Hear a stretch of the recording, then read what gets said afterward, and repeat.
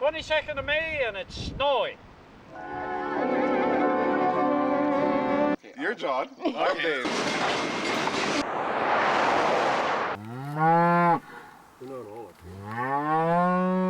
It's a nice and sunny day. Muhammad Ali. He's got a heart made of yellow barley straw.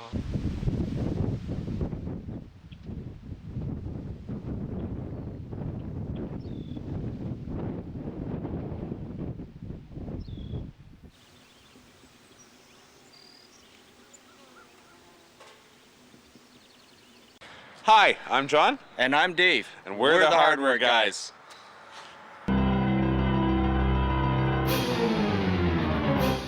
I would be a Canada goose, so I could fly south and chillax in Mexico or Florida, wherever they go. I don't know, I would either be a, I don't know, I think a crane. They have such a big wingspan, they soar so gracefully. I think, yeah, yeah. I'd be a big bird. I'd be a big bird with a big wingspan that would soar. Bye.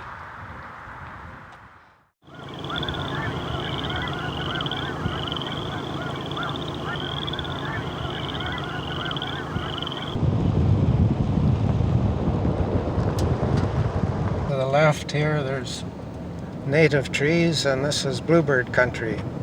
The bluebirds are usually back for maybe 3 weeks before they start building a nest. The young ones probably tend to come back to the same general area, maybe nest within a few miles, hopefully on my trail somewhere. Well, that other one is even brighter blue. They're fighting now, you see, the two males are having a bit of a fight. It's a territorial fight. They maybe both want this box down here. Yeah, the two of them are only a foot apart, fighting over that female.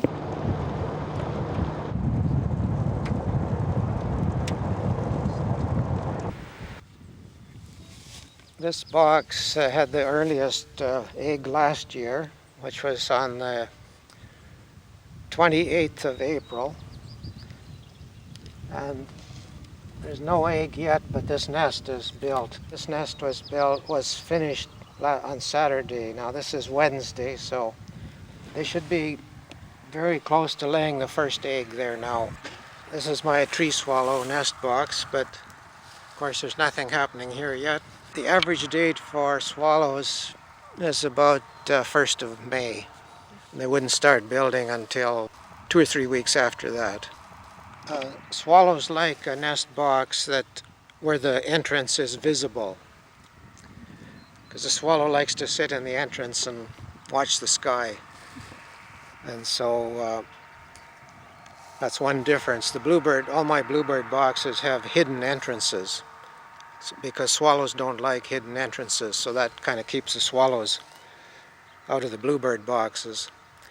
So they each have their own box. He's hiding behind the box. I can see his tail. Oh, she's coming out. Yeah, she went in the other side and came out this side.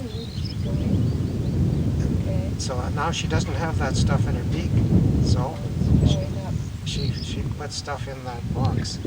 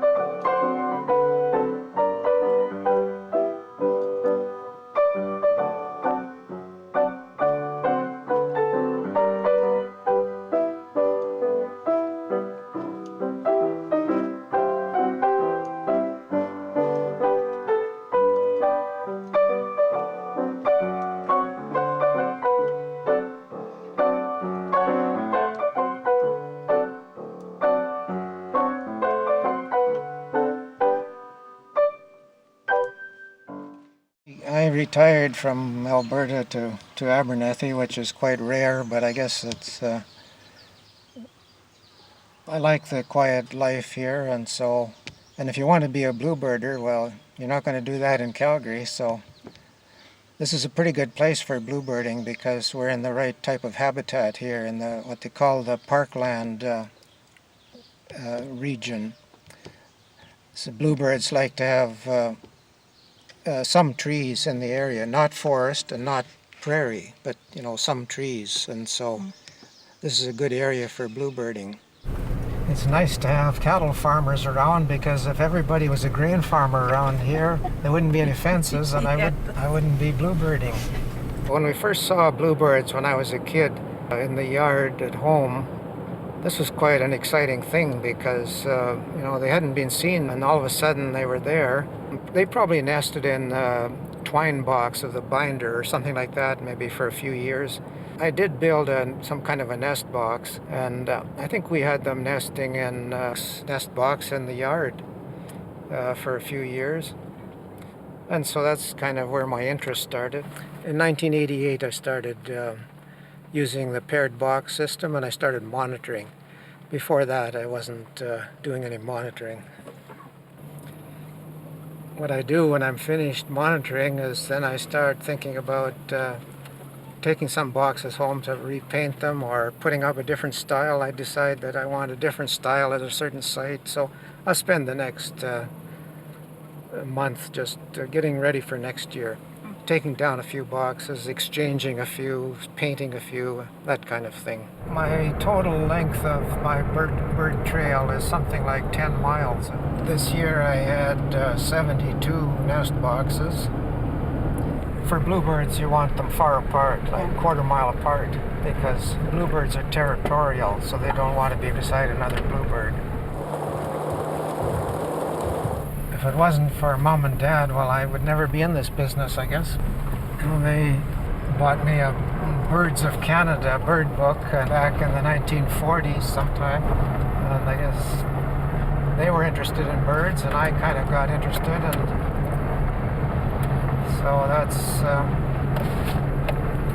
how we end up where we are.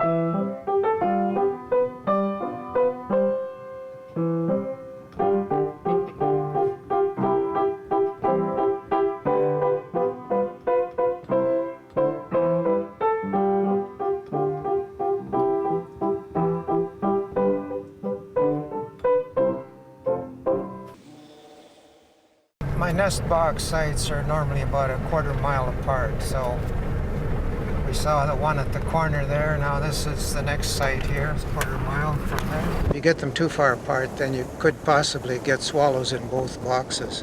So the idea of having them fairly close together is so that one would be available for bluebirds. Some of the bluebird boxes have flat roofs, but the most modern ones have a peaked roof. Swallows put lots of feathers in, so it kind of makes it hard to see.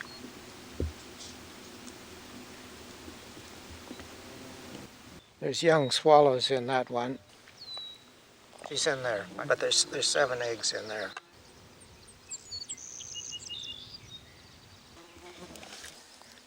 Now the bluebirds have fledged here, so we don't need to be careful. Well, that shows you an old nest that's well used. And I'm hoping that we'll have a new nest here next week. But we're not seeing any bluebirds around here, and that's not unexpected, because the young ones probably are in some trees, like over there or over here, someplace. And the parents will be feeding them for the first couple of weeks. And during that time, if they're going to have a second brood, well, the female will start building a new nest, and pretty quick. I got a good count on them. You'll have to just trust me. There's 6 young bluebirds in there. These bluebirds are probably a little bit less than 2 weeks old.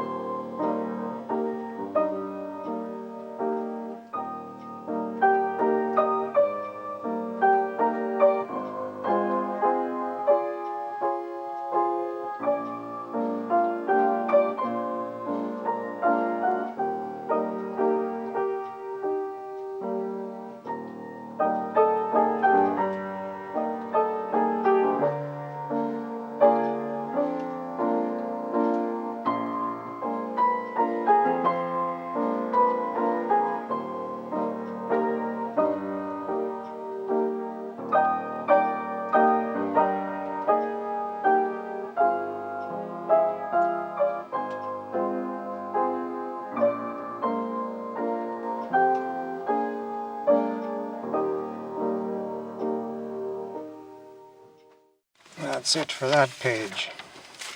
I have 7 pages altogether, and we've done 3 so far. This next few are not very good, pretty much empty. So if we find anything down there, it'll be a surprise.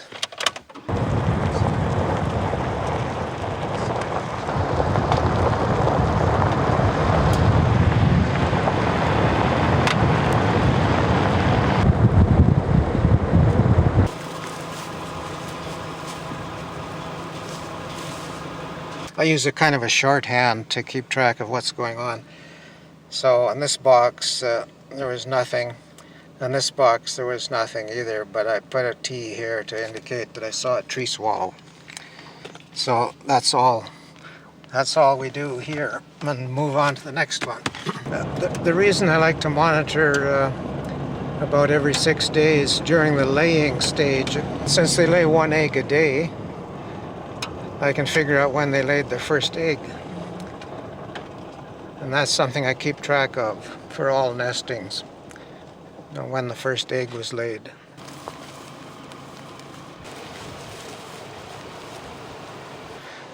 We're off to a slow start, but I'm not surprised because I haven't seen any bluebirds at these 2 sites all spring, and so I wasn't expecting anything here. All we get here is a couple of strokes blank. The next site is much better, hopefully. This next site is my earliest nesting this year. I think this is a pretty tame one.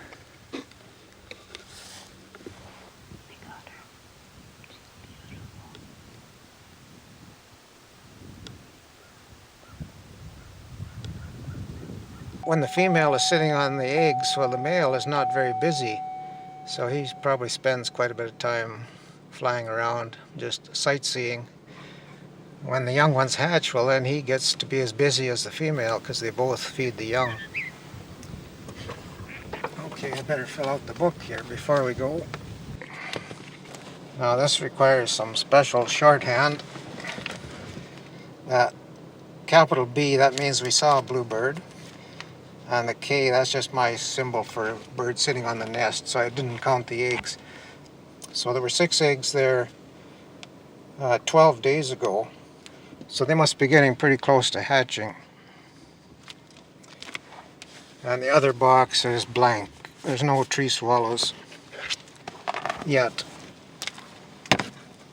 Yeah, monitoring is kind of like opening Christmas presents every day of the year. You never know what you're going to find. Yeah, at least you can see some of them. This is my weird shorthand. Capital B means that we saw a bluebird. Small b, that's like an adjective, like bluebird eggs, BE6. And T for we saw tree swallows, but no nest.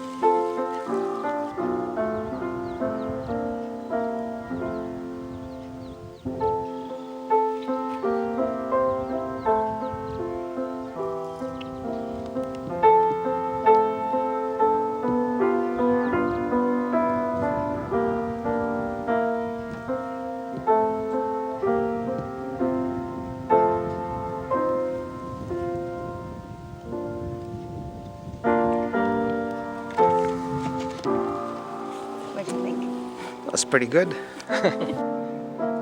Under my shorthand method, that's a BK. That means I saw a bluebird and she's sitting on the nest. There never seems to be quite enough bluebirds to occupy all the possible boxes, but there's usually enough swallows to occupy them all. Except the last couple of years, it seems like the swallow population has gone down a bit. And so I think I found probably a dozen dead swallows last year in the nest boxes, just in the first week after they came back.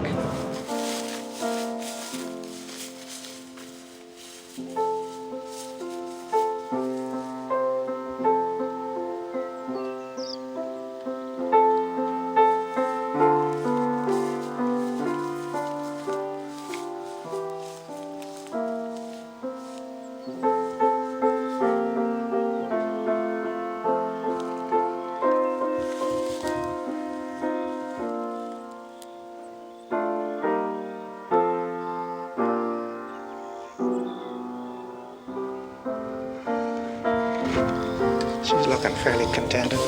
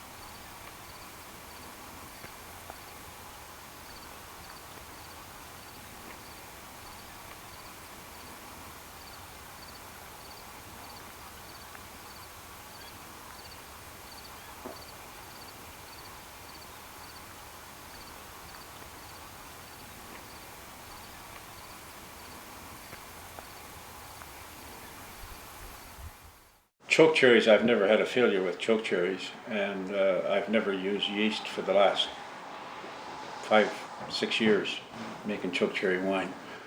The natural yeast is right there. But the secret is all the recipes I have call for boiling water. You pick the fruit, wash it, clean it, put it in a container, and pour boiling water over the choke cherries, and that breaks the skins naturally, and you get the full flavor of the fruit. But if you do that, you kill the yeast. Yeah. That is right. So if you use lukewarm water, pour over the berries, and then mash them twice a day, every day. Get in there. How did mash? With your hands or feet or whatever's necessary. It's a lot more interesting than barefoot. And they will ferment on their own. Yeah. Yeah. I have a book of recipes, and this recipe that I have for wheat and potato wine. And it says at the bottom, high in alcohol content. It doesn't say anything more. And just like you say, basically you get about 12% in normal wines. So I made this wheat and potato wine. And then I had it tested, 22%. Where did you test it? You can With go an in. antifreeze tester. No. Yeah, pretty wet. So You could buy a tester yourself if you wish. just make one out of a stick with a piece of lead on the bottom. If it eats the lead. No, just because it's just the more alcohol there is, the lower the density and the deeper the Specific sinks gravity. in it. Eh? Yeah. Yeah, and that's all it said at the bottom of the recipe, high in alcohol content. So I was curious. And if I was to pour that into a rye bottle with the labels on, I don't think you could tell the difference. Same color. The wheat would You'd be have different to color. put a little food coloring. Snicker, come on. That's the color I'm talking about. Oh, the color, yeah, all right. So, I mean, because then that's not illegal, right? No. Fermenting is legal. You can do that. It's once you just have to get a Distill still going. is when you're in trouble, I think. And people will, That's once you get the that's the mechanic, talk. or once you're boiling it and distilling, that's the illegal part, right? Now, theoretically, if you freeze it and skim the ice crystals off, that's not illegal either. So I've met 3 or 4 people over the years who've told me that, here, try some of this. And oh, how'd you make that? Well, I put it outside at 40 below, and then I go out every half hour and skim the ice crystals off the top. If you dig a little deeper, sure as hell they got it still hidden away somewhere. Because nobody in their right mind is going to be traveling in and out at 40 below to If you take skim ice crystals. your ordinary brewed wine, not the kits, the stuff I'm talking about, and put a bottle of that in the deep freeze. It saves you going outside. Right. And freeze it. You'll get a portion at the top that will not freeze. Okay. That's the stuff. Oh, and then pour that out. Yep. All right. Boy, there's a tip for your viewers, Donna.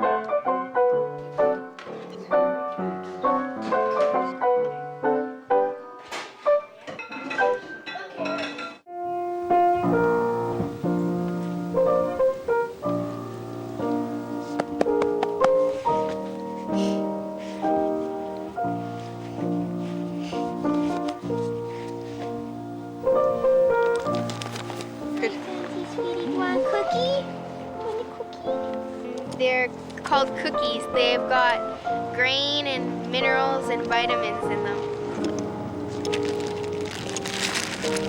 Stash these in my pocket.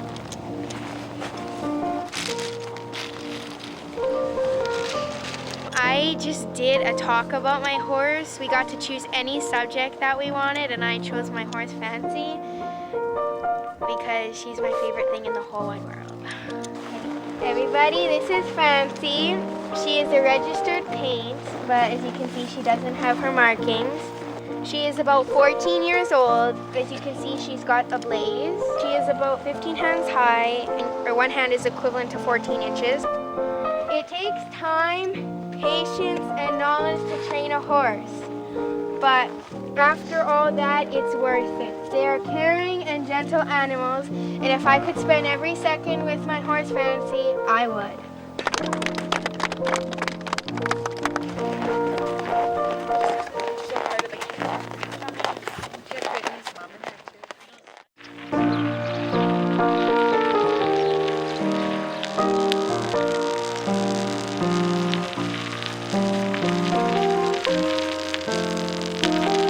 It's a frosty morning today. Quite a change from yesterday. We had sunshine yesterday. We haven't seen the sun for, what, 2 weeks? Now it's cool right off. It's nippy out. Ice, I think that's the only thing I worry about, but I got studded tires, so it works out quite well.